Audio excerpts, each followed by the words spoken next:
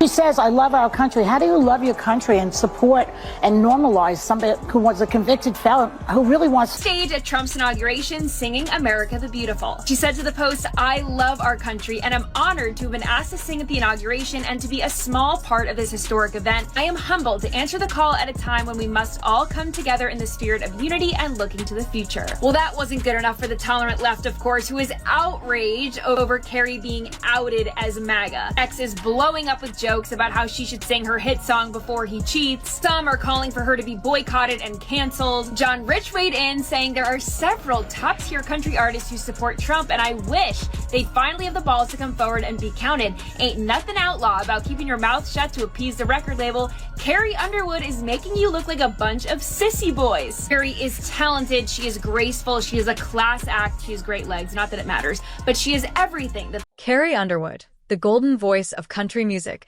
has found herself in the center of a controversy that's shaking the entertainment world to its core. Known for her grace and poise, Carrie made a decision that turned her into a lightning rod for both praise and criticism, performing at Donald Trump's inauguration.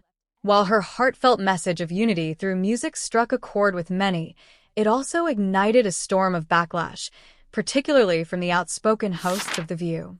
Now, in a twist no one saw coming, Carrie is fighting back, not with words, but with a defamation lawsuit aimed directly at her critics.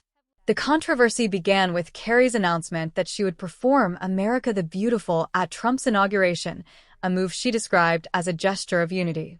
Music has the power to bring people together, she said in a heartfelt statement, emphasizing her love for the country and her hope for healing divisions. But not everyone agreed. Social media erupted in a whirlwind of opinions. While fans admired her courage, critics accused her of supporting Trump's divisive presidency, with hashtags like #CancelCarrie trending within hours. Superstar Carrie Underwood has spent most of her career avoiding political talk, but she's set to perform at the upcoming inauguration. She said in a statement that she's doing it because the country must come together in the spirit of unity and look to the future. And lots of her fans aren't thrilled about it, but lots of her fans are. So let's put this in perspective here. What do y'all think?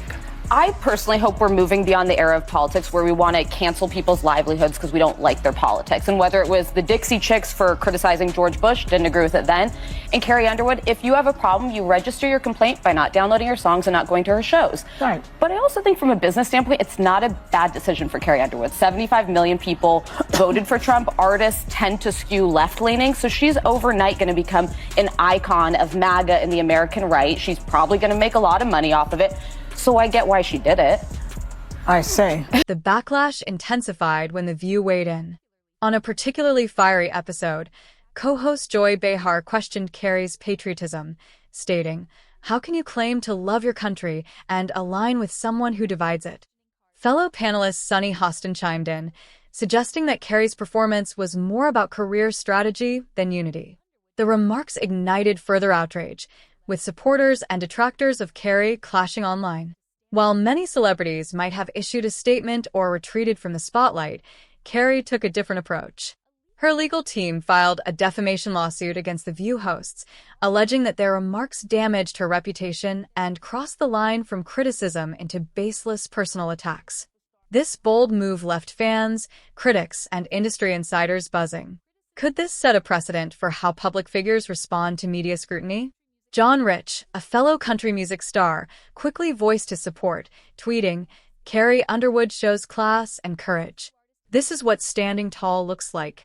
Other artists, however, remained hesitant to weigh in, fearing the repercussions of taking sides in such a polarizing debate.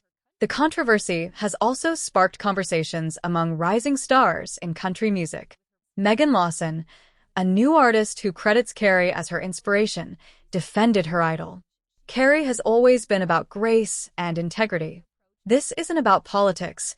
It's about standing firm in what you believe," Megan shared in a radio interview. On the other side, outspoken pop star Riley Starr criticized Carrie's decision, calling it a tone-deaf move in a divided time. Artists have the power to influence, and with that comes responsibility, Riley posted on Instagram, fueling further debate. Inside The View, tensions reportedly reached a boiling point.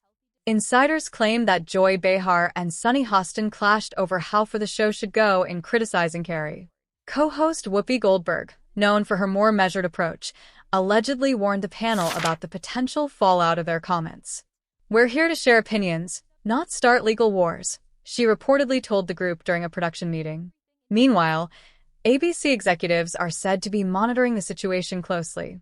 With calls for an apology growing louder, the network faces mounting pressure to address the lawsuit and its implications for the show's future. As the legal drama unfolds, fans have flooded social media with messages of support for Carrie, praising her for standing up against what they perceive as media bullying. Others, however, question whether the lawsuit undermines free speech.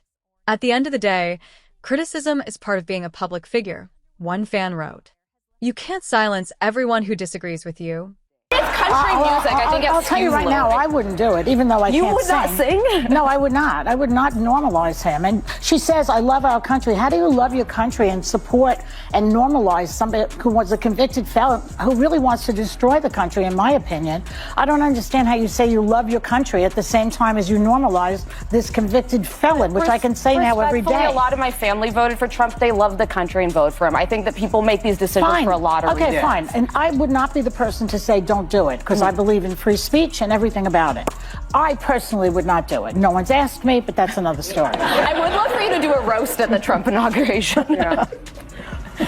Okay. Oh, no. I don't think so. But then you pushed her and she said, "Yeah, I guess I am." Well, I said to her, "Do you believe that women should make the same amount of money as men?" "Well, I guess I am a feminist." Yeah, and she said, "I guess I am a feminist." So I think people feel pretty strongly about it. I think art is art, and you have a right to perform where you want to perform.